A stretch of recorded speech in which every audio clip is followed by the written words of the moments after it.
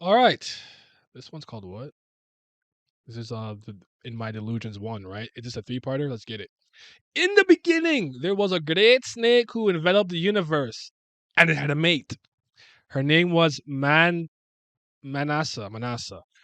I almost said Mana Asa. She understood, cared for, and loved the great snake more than anyone in this world. Why do I get it? Why do I get this? This? Oh, let me wait. The one he cried and laughed together with until the end of the universe. Her first and last mate.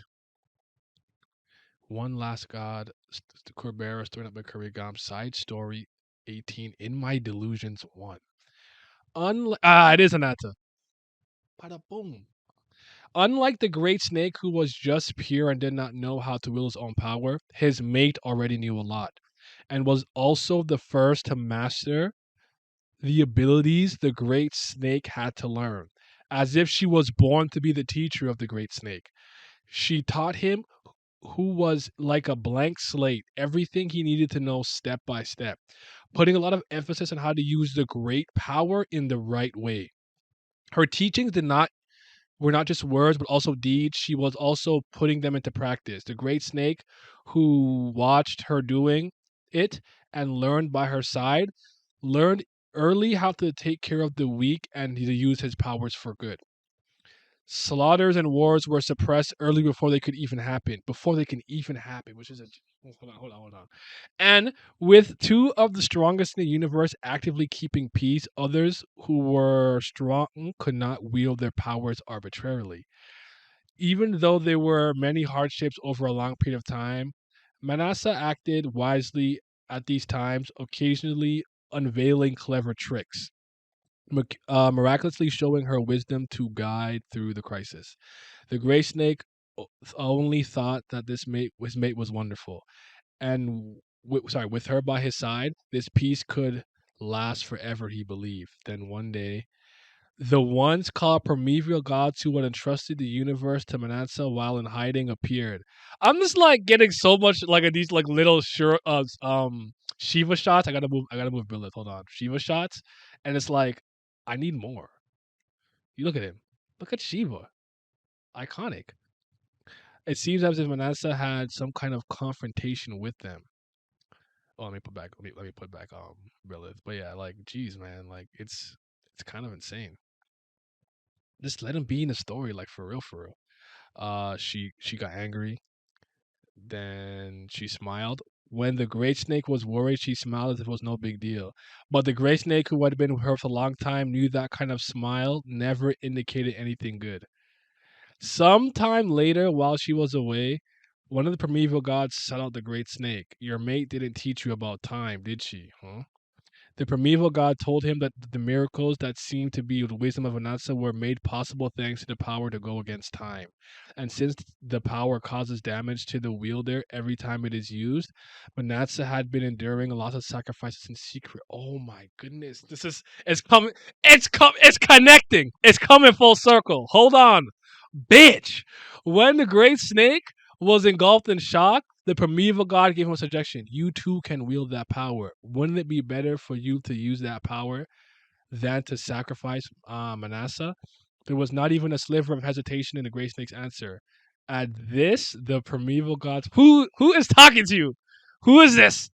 Who's manipulating Mayonata and taught him the power? It's got to be Vishnu or Kali. I always forget Kali is a chaos merchant. I don't know. I don't know. I don't know. Upon her return, Manasseh became very angry when she heard about it from the Great Snake. She said to never use that power and not to listen to that person. The Great Snake said he learned it because she was worried about her. But when she said, "Will you trust me?" or the words of the other, he could find no women, man. Stop manipulating. He could not. He could find no words to plead with her, and only said that he understood and that he was sorry, promising her to never use that power. After the primeval gods revealed their existence, the universe, which used to revolve around the gray snake and Manasseh, slowly began to divide. No matter how hard a leader pursues peace and strives to be fair, it's not impossible for there to not be any dissatisfaction. Look at Ashura's eye just twinkling over there. Demon, demon. Look at him, just ready to cause chaos. Look at this guy. And so the number of those who broke away from the snake, who had reigned for a long time, held hands with the unknown primeval god, increased day by day. This could be singular or plural. The events that started to incite the primeval gods at their backs became serious and complicated beyond any of the crises that were previously mitigated. Although she endured day by day solving the issues by any means possible, Manatsa was not as relaxed as before and spoke less and less as this went on. This is exactly what he goes through later at some point. But it's interesting to know that he had a sensei. And I actually think this makes a lot more sense to me than like I'll explain later. He asked if there was anything he could do to help to police tell him, but she just repeated her words, never used that power, not seeking to help the help of the great snake. Eventually she reached her limit when a universe devouring monster appeared. The monster was something set into motion in distant past, and to find the cause she had to wander back a very long time. Manasa's expressions darkened the more power she used. The air around her became gloomy and her tone grew temperamental. And when she finally succeeded in removing the monster, her body was enveloped in black matter and became to crumble. Without even recognizing the great snake anymore, directing her roar against the universe she had been protecting for so far. Manasseh was transformed into a disaster worse than the monster she had destroyed. The world that was trampled and crushed cried out for the gods' salvations, and the gods answered their prayers, combining force to subdue her. However, if this was only temporary, her berserking could not be calmed. And so destruction chose the method of erasing existence. Destruction. Interesting. Manasseh, who had overturned the strongest and worst of curses, was shattered in body and mind. The great snake, not even thinking of catching her body, tried to at least capture her soul, but all he held in his hand was a fragment of the soul that had already been torn apart. All she did was for the sake of the universe. All she did was for the sake of protecting the universe. Please save her, he begged. But destruction had long since turned his back, and creation remained silent. Resurrection, seeing the reaction of the other two, told him that the fragment of Manasseh's soul could be given to resurrect her as another creature, but since it was merely a part of the fractured soul, it would be very different made that he knew. Upon hearing the plea to just save her, that the Grey Snake didn't mind the conditions, Resurrection gathered the name Manasseh that had already been scattered as best as possible. Nevertheless, the name was only partially recovered and was not enough to become a Nastica. It had to be restored as a new name merged with another defective name. And even more problematic was that the restored name did not fit Manasseh's torn soul, and in the end, he gave Manasseh's soul another name he had in reserve. And after the restored name was given to the soul, he borrowed the power of creation to create two different creatures. Holding some of the power of Manasseh's name, it was able to invoke the similar atmosphere, but was different in many ways from soul to appearance. But the name of this creature was Manasvin. Okay. Holding a part of Manasseh's soul, while there were some physical similarities, her strength and personality greatly differed from how the great snake remembered her. I knew it. The name of this creature was Sagara. Although he had begged for her resurrection, feeling like he was grasping at straws, when he faced those two creatures that had become different creatures, the great snake couldn't accept the reality in front of his eyes at all and tried to go back in time before the instant to get his mate back. Although his mate was disapproving of using the power and time in her lifetime. Jesus Christ, I'm sorry guys, I'm very tired. Since she was no longer in this world, he thought he could use the power, even though it was taboo to find her who had disappeared, and he couldn't. Right? If I don't use it even a moment like this, then this power is useless. But even when he went back before the incident, there was only mass events at Sagara where his mate was supposed to be. Jumping before that, and even further back, even as far back as the beginning of the universe, the situation stayed the same. Ananta, are you spacing out again? This kind of explains why he's so disconnected from them and why, like Sagara in particular, he's always had this kind of. Oh my God, here we go. Listen, I had that Kanara I heard it got dumped by Veritra. She was acting high and mighty. Being a royal couple serves her right. It's as if it had been that way from the beginning. As if the mate he remembered never existed from the start. In my delusions, was it made up? The gray snake with buried memories that had become a mere delusions had started the billion-year-old universe again from the beginning. Jeez, the transcendental erasing existence cannot be overused since the condition to use it are tricky. Okay. In my delusions, what colors? I was asked about Manata's hair and eye color, although there's a setting for it. There are people who want to believe in their own predictions by any means. Since there is no essential reason to reveal anyways, I decided not to reveal.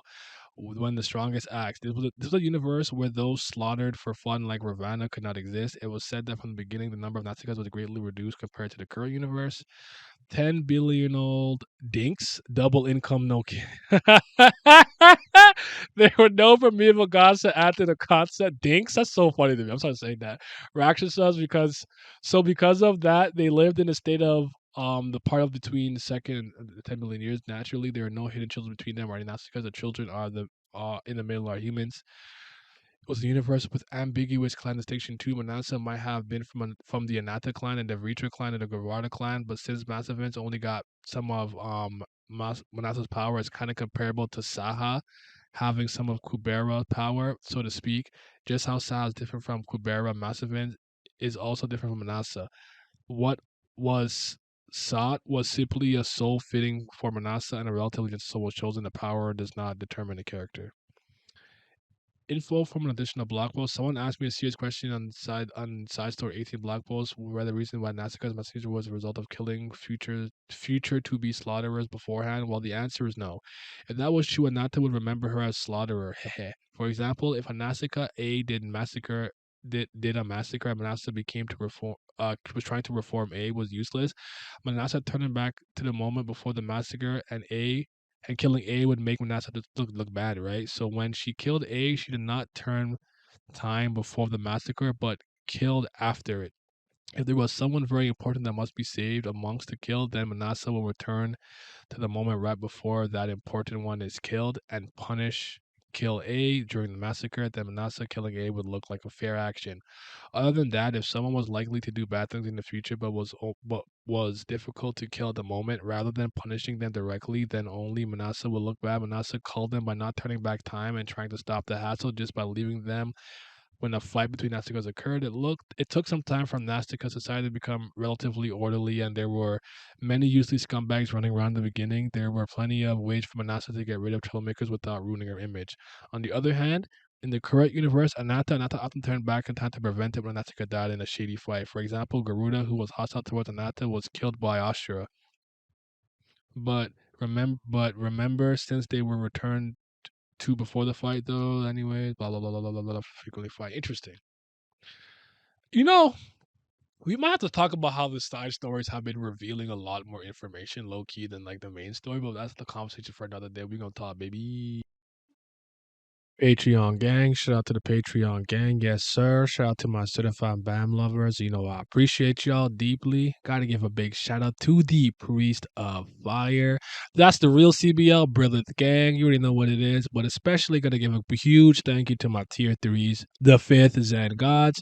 Shout out to Zodiac, Sonny Katapali, Simi, Silo, Shoddy to your body, Scobe, Revenant, Lucky Roo, Lazy Dragon, Chris, Johnny Rogers, Jacob Holland, Irene Sharda, Fitz, Triss, and my boy Abdel. Your support is greatly appreciated. Thank you.